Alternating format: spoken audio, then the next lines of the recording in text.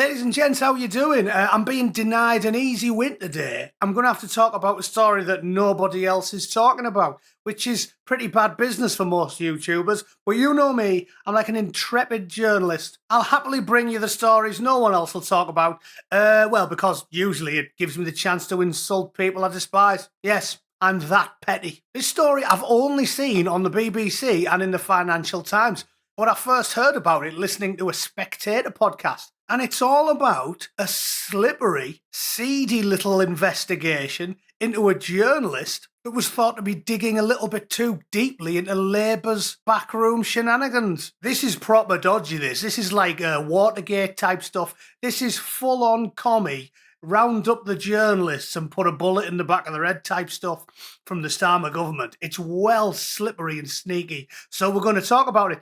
There is one plus point though. It's a nice change to be talking about the Prime Minister and backdoor shenanigans and not be talking about a Ukrainian rent boy's shitlocker.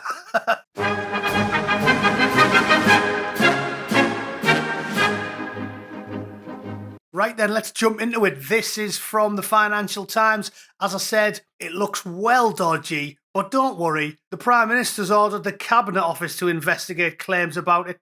So, yeah, he's marking his own homework again. Isn't he the slippery little twat? The claims, which will no doubt be proved right, about Labour Together come after the think tank was accused of commissioning a report investigating the background of a journalist. The Financial Times reported earlier in the month that Labour Together, which helped Starmer get elected, paid public affairs company APCO Worldwide at least 30 grand to identify the source of leaks to journalists about the group's funding. APCO's work focused on a blog post by investigative journalist Paul Holden and a 2023 Sunday Times article by Gabriel Pogrund and Harry York about a £14,250 fine from the Electoral Commission due to Labour Together's failure to declare hundreds of thousands of pounds of donations. The Sunday Times revealed the details about it, in which Tom Harper, the company's senior director and a former Sunday Times journalist, wrote that he'd examined the sourcing, funding and origins of the Sunday Times story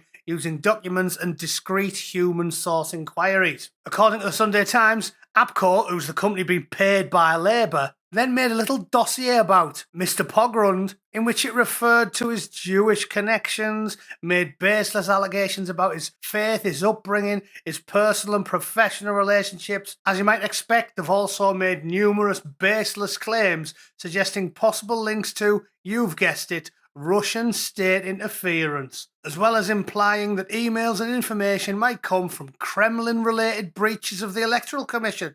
So it's the same old bollocks. If it looks bad for us, blame the Russians. Yeah, basically, they were trying to dig up dirt on him so they could bribe him or buy him or make him disappear, if you know what I mean. Maybe they weren't on about sleeping with the fishes, but they were using devious Soviet-era means to try and shut the guy up. And he's a well-known investigative journalist, this fella. The SNP called for a full cross-party parliamentary inquiry into the scandal and the role of Josh Simmons, a Cabinet Office minister who was the head of Labour Together when they did all the work. And at the time of the Electoral Commission fine, Labour Together was being ran by Morgan McSweeney. And you all know who he is. He's the little weasel who took the fall for Starmer over the Peter Mandelson scandal. Starmer said tonight that he didn't know anything about the investigation. Of course he didn't, but it absolutely needs to be looked into. And Tory chair Kevin Hollinrake said Labour Together's behaviour shows a worrying contempt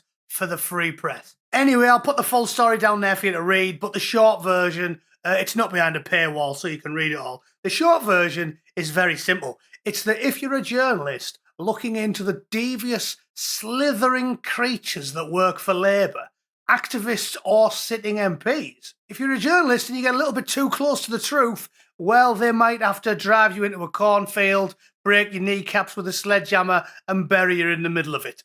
They are like the mafia.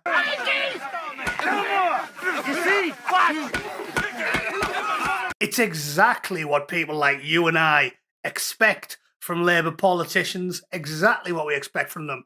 And their devious, often out-communist activists who, as we all know, use any tactics and think it's perfectly acceptable, nay, moral to use any tactics against their political enemies. Because we're bad people, don't you know? So if a load of communists want to kick you to death in the middle of the street like we just saw in France, or threaten or beat up journalists, that's all perfectly reasonable because they're nice people and you're bad people. All right? You know how it works, lads. You know how it works. Them's the rules. This is the type of shit that would make Nixon blush, but the Keir Starmer, if you remember, promised there'd be no sleaze. And as we've talked about on multiple occasions in the last 6 months, at least a dozen, and Mandelson was just the cherry on top of an already marvellously large Knickerbocker glory. It never ends. It never ends with this government. Endless sleaze. And this is just more of the same. So have a read. Let me know what you think in the comments. If you think Starmer's no worse than Boris Johnson, well, you probably don't do much thinking.